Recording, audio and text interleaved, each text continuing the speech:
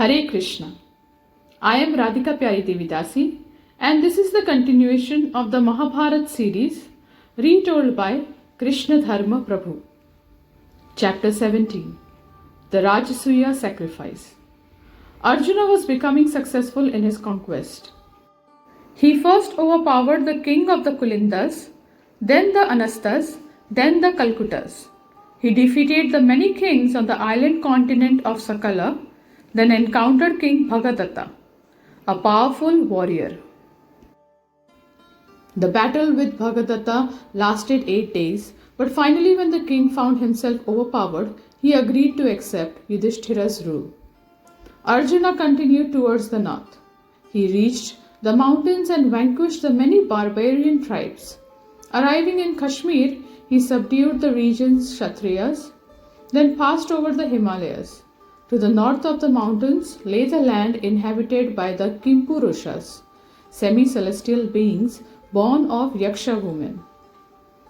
Incensed at the approach of a human army, they fought a fierce battle, but finally Arjuna subdued them.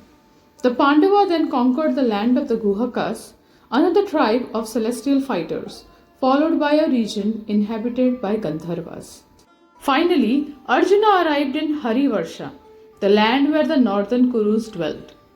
At the border, a number of powerful large-bodied guards stopped him. They said, "O Arjuna, this land cannot be entered by humans. If you try, you will perish along with your army. Indeed, even if you were able to enter, you would not see anything, because human eyes cannot see this land or its residents. Go back. There is nothing to be conquered here. Your conquests are already sufficient. We are pleased with you and will happily offer you a gift. What would you like?" Arjuna bowed respectfully to the divine beings and said, "I desire Yudhishthira's imperial dignity. If you accept him as the emperor of this wide earth, then please give something as a tribute." The northern Kurus immediately offered Arjuna a large number of celestial clothes and ornaments, saying, "We know you and your brothers to be great servants of the Supreme Lord. Go now with our blessings. May you always gain victory." Taking all the wealth he had won, Arjuna returned to Indraprastha and reported his success to Yudhishthira. Bhima had, in the meanwhile, marched to the east with a powerful army. He first encountered the Panchalas, who happily accepted Yudhishthira's rule. Then he overcame in battle the Gandakas, Videhas and Dasharanas. One by one, Bhima subdued the many kings in the east. When he reached Chedi, he was received graciously by its king Shishupal, who inquired, "My dear Pandava, what are you bent upon doing?" Bhima told him about the Rajasuya, and Shishupala smiled. He agreed to attend and offer tribute to Yudhishthira. Although he had an old enmity with Krsna, he respected the Pandavas as righteous and powerful rulers. The king offered Bhima his hospitality for some days, then the Pandava continued on his way. Bhima overpowered the kingdoms of Kumara, Koshala and Ayodhya. He reached the wetlands at the foot of the Himalayas and subjugated all the kings in that area. Moving on from there, Bhima encountered the mighty races of the Matsyas and the Malavas. Such noble Kshatriyas had never known defeat, and out of pride in their strength and reputation, they felt obliged to resist Bhima's request that they surrender to Yudhishthira, although they bore the Pandavas no enmity. Eventually, however, Bhima vanquished them in battle. Either by diplomacy or force, Bhima subjugated dozens of kings. Many of them then joined him as he marched on, bringing tribute to offer to Yudhishthira in Indraprastha. Those kings who did not surrender were slain by the Pandavas. Others gave him profuse wealth. Bhima amassed enormous quantities of gold, silver, gems, valuable cloth, sandalwood, blankets, carpets, coral and ivory, all of which he packed on the backs of a long train of elephants and asses. Bhima even subjugated the powerful Karna, ruler of Anga, as well as all other kings in the region who were loyal to him, and Duryodhana. After conquering many barbarian tribes, he finally returned to Indraprastha and offered everything he had acquired to Yudhishthira. On his expeditions to the south, Sahadeva had defeated many kings: Surasena, Adiraja, Dantavakra. He reached Kunti Bhoja's kingdom and his grandfather received him with great affection. From there, he went on to conquer the kingdoms of Jambaka, Shekha, and Avanti. After crossing the Narmada river, he arrived at Bhojakota, where he fought a long battle with King Bhishmaka. Although Bhishmaka was favorable to the Pandavas and had been happy to see his daughter Rukmini become Krishna's principal queen, he wanted to test the Pandavas' power. After 2 days fighting, he admitted defeat at Sahadeva's hand. Like his other brothers, Sahadeva subdued numerous kingdoms by both diplomacy and force. When he came to Mahishmati, he encountered King Nila, who was a friend of the fire god Agni. As Sahadeva stood in battle against the king, it appeared as if he and his entire army were on fire. Flames sprang from the earth and surrounded them on all sides. Thousands of soldiers and chariots were reduced to ashes. Sahadeva saw even his own life threatened as the fire swept towards him. He could understand that Agni was assailing him. The Pandava quickly dismounted from his chariot and knelt in prayer to the fire god. O exalted one, you are the mouth of the gods into which all oblations are placed. You sanctify everything. From you the Vedas have sprung, and you are sacrifice itself. O greatest of the gods, please endow me with your energy. O bearer of all sacrificial offerings, do not place obstacles before Yudhishthira's sacrifice. As Sahadeva prayed, the flames gradually died down. Agni then appeared in person before him and said, O descendant of Kuru, rise up. I was only trying you. I understand your purposes and those of your brother, Dharmaraj. I always protect the city, but I shall help you to accomplish your aims. Agni then went to King Nila and told him to receive Sahadeva with honor and offer Yudhishthira tribute. The king explained how his beautiful daughter had won Agni's heart, and now they were married. Thus he protected the city. On his order, however, the king would gladly accept Yudhishthira's rule. Sahadeva moved on to conquer various cannibal races, including one powerful tribe known as the Kalamukhas. They were a cross between Rakshasas and humans. He also fought a long battle with the Vanaras at Kishkindya, headed by Mahinda and Dvivida, until they finally agreed to accept Yudhishthira's righteous rule. The tribes of Nishadas, Yavanas, Pandyas, Dravidas, Andhas, Talvanas, and many others were all subjugated. At last, he returned to Indraprastha with vast amounts of wealth. In the west, Nakula conquered the hilly countries, followed by the deserts. The Mata Mayurakas, Shivis, Trigartas, Ampashtas, and Karnatas were all subdued. He reached Madras, where his uncle Salya received him affectionately and gave him great wealth for the sacrifice. Then he went on to conquer the Mlecha and Yavana tribes on the west coast. Having fully established Yudhishthira's supremacy in that direction, he too returned to Indraprastha.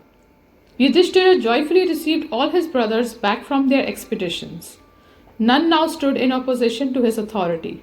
His treasury was also so full that it could not be emptied even in 100 years. It was almost time for the Rajasuya. Krishna, as promised, returned to Indraprastha accompanied by his wives and relatives. The great Yadu and Vrishni army also arrived with him, and as they entered the city, they filled it with the rattle of chariot wheels and the blast of conch shells.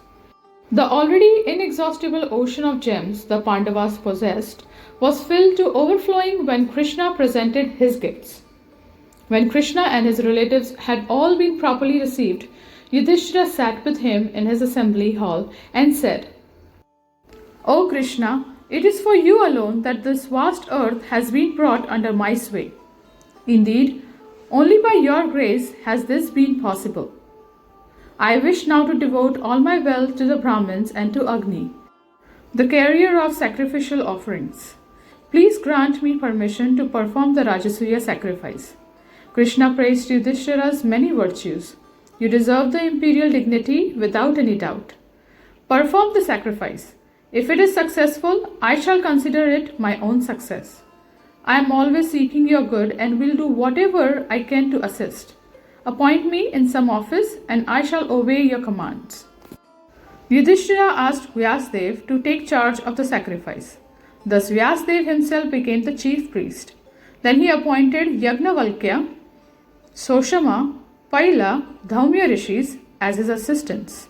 Together they constructed the 6 sacrificial altars in the vast compound marked out at a sacred place near the city. Yudhishthira had arranged for the construction of mansions to house the thousands of kings in the attendance, as well as quarters for the other classes of men.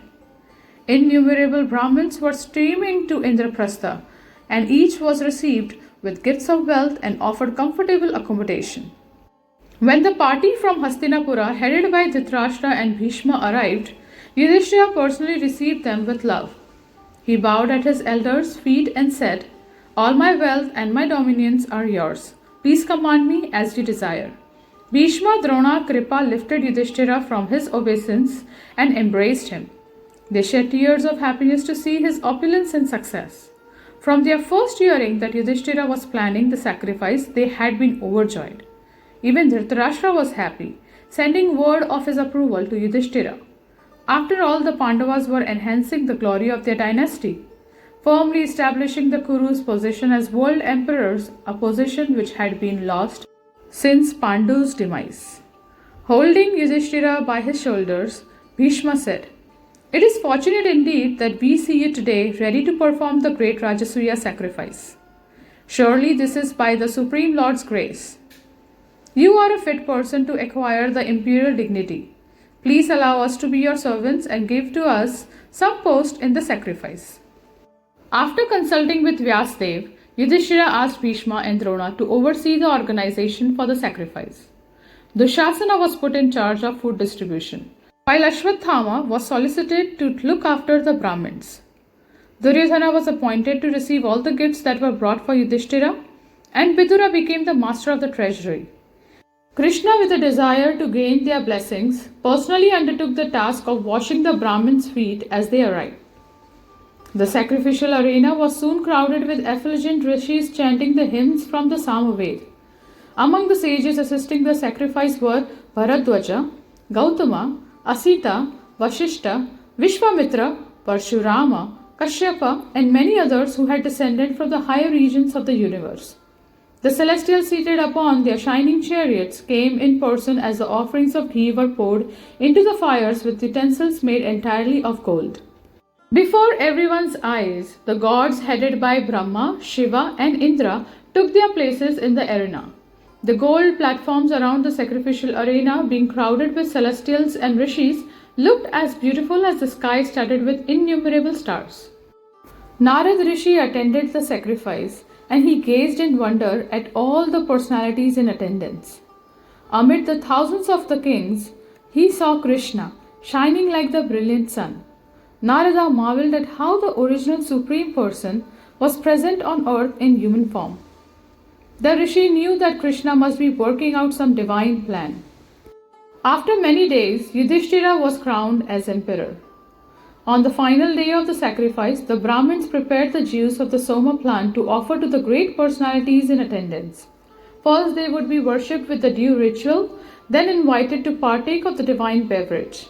Bhishma said to Yudhishthira, "You should now select the most important person at this assembly and worship him with arghya. The guru, the priest, the relative, the snataka, the friend, and the king, these 6 all deserve this worship. Therefore worship all these kings and Brahmins, starting with he whom you consider foremost." Yudhishthira asked his counselors who they felt was fit to receive the worship.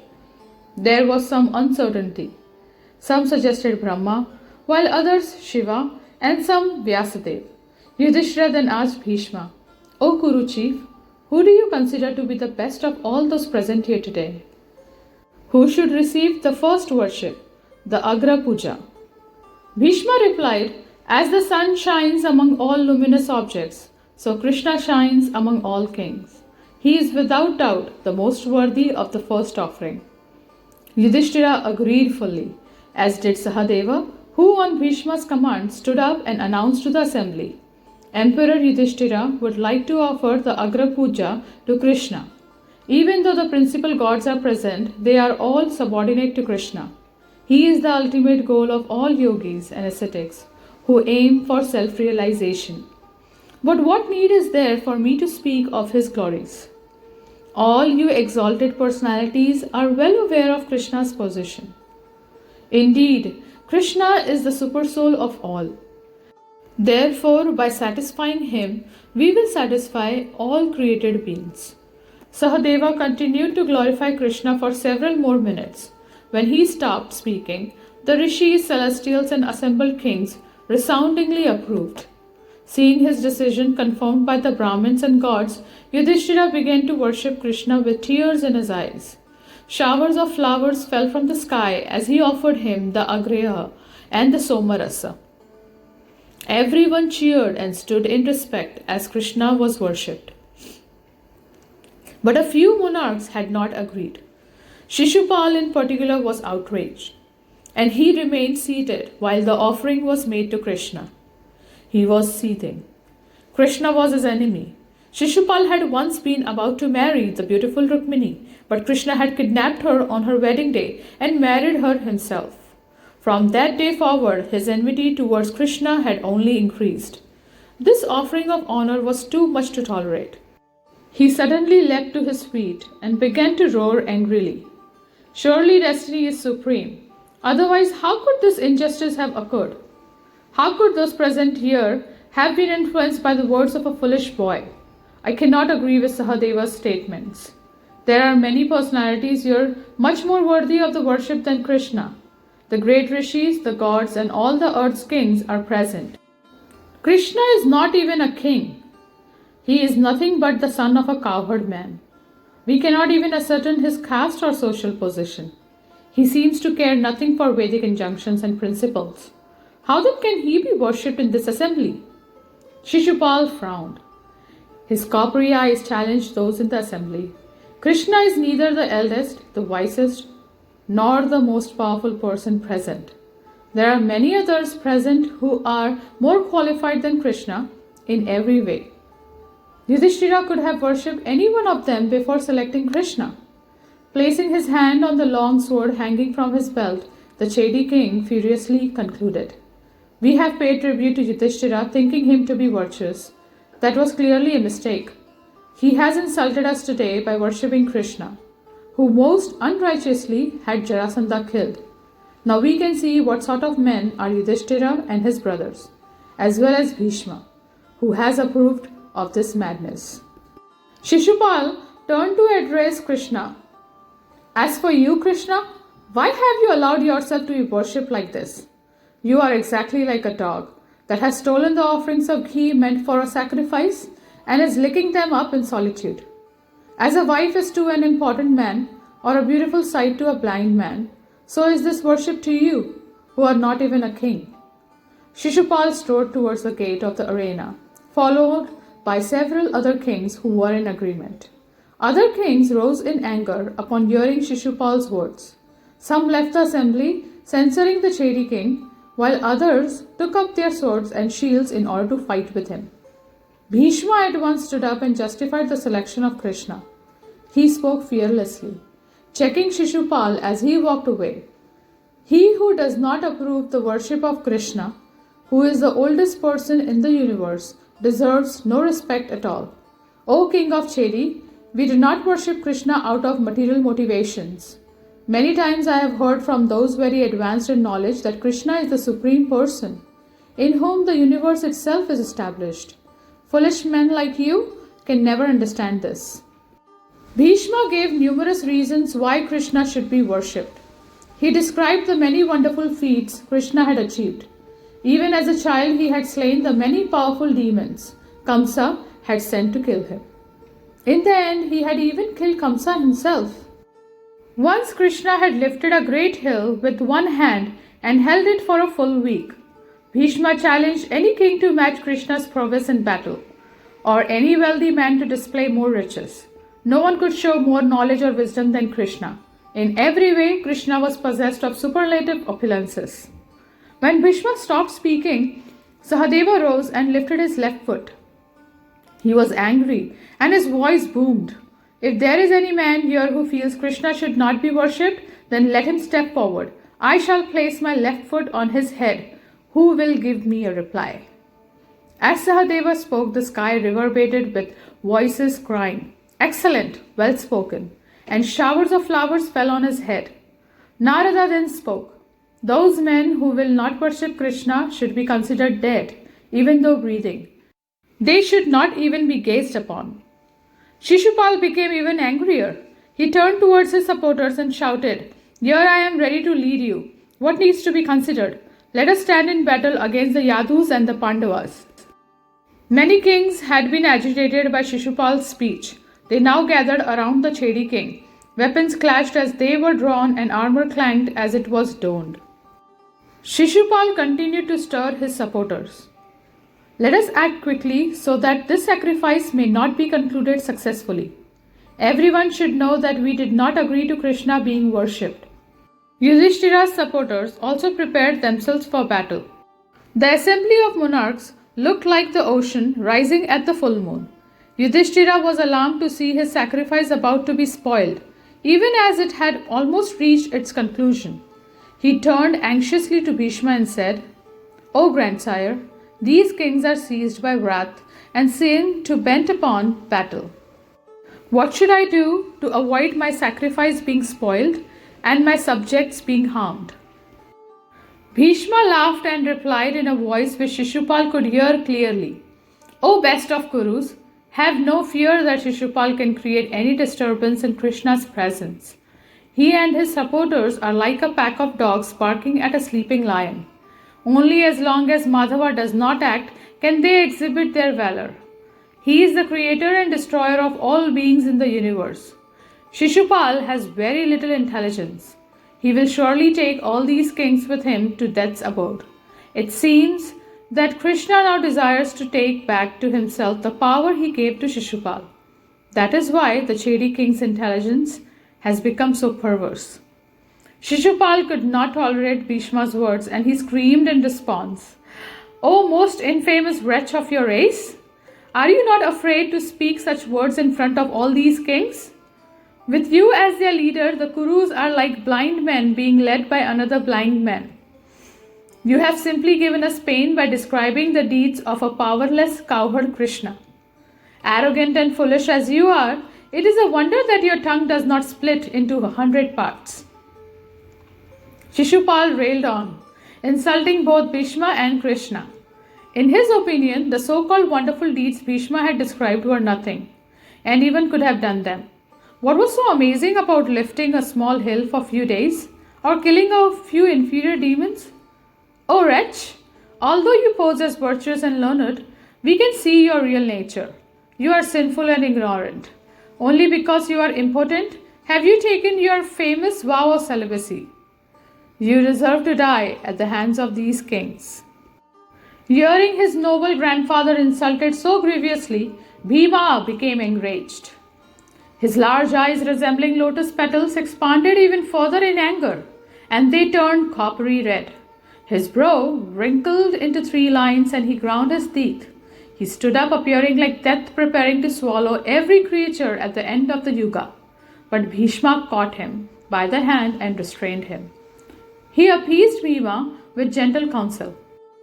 Like the ocean, unable to transgress its shores, Bhima felt unable to disobey the Kuru elder. He sat down again, glaring at Shishupal. Shishupal laughed. "Release him, Bhishma. Let all these kings see him burned down by my prowess as an insect is destroyed by fire." Bhima again started up, but Bhishma stopped him with a glance. Fixing Shishupal with his angry eyes, he then began to narrate the Chedi's monarch's history. Shishupal had been born with 3 eyes and 4 arms. As soon as he took birth, he screamed and brayed like an ass. An invisible voice from the heavens prophesied that he would grow up powerful and fearless, but that one day he would be killed by a great hero. When Shishupal's mother had asked the voice who that hero would be, the voice replied that the child's extra arms and third eye would disappear when he was placed upon the lap of the person who would one day kill him. This came to pass when young Shishupal was placed upon Krishna's lap. Horrified when she realized that Krishna would kill her son, Shishupal's mother had begged, "Please grant me a boon, O Krishna. Pardon my son for the offenses he may commit against you. I desire his welfare and long life." Krishna replied, "O blessed lady, even when Shishupal deserves to be killed, I will forgive him. Indeed, I shall tolerate 100 offenses from him."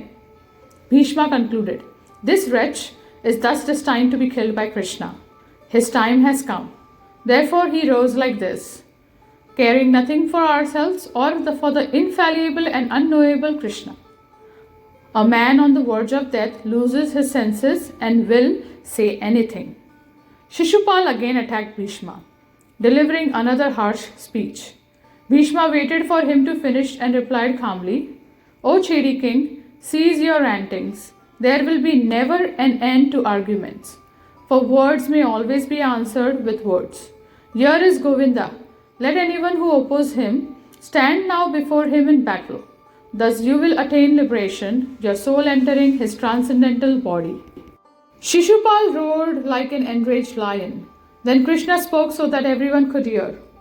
"This cruel-hearted man is my aunt's son, yet he always wishes me and my relatives ill.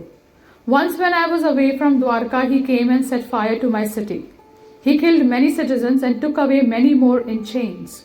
This wretch even stole saintly Akrura's wife.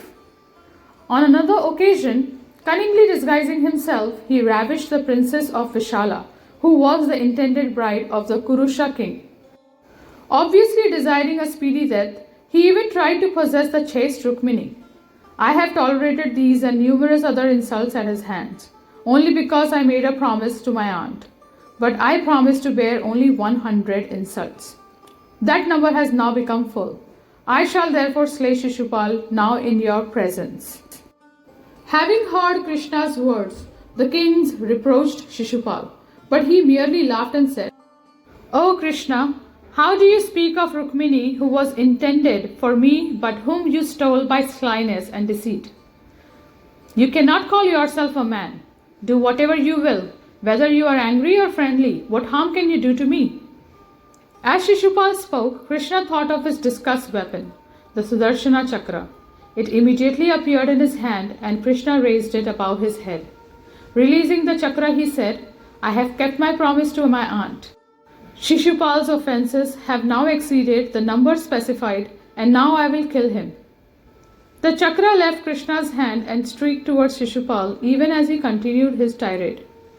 The king tried desperately to draw his sword to fend off the chakra, but the powerful disc weapon was too swift. It caught him on the neck and immediately severed his head from his body. The mighty king fell like a cliff struck by a thunderbolt. As he dropped to the ground, a fearful effulgence was seen to leave his body and enter into Krishna.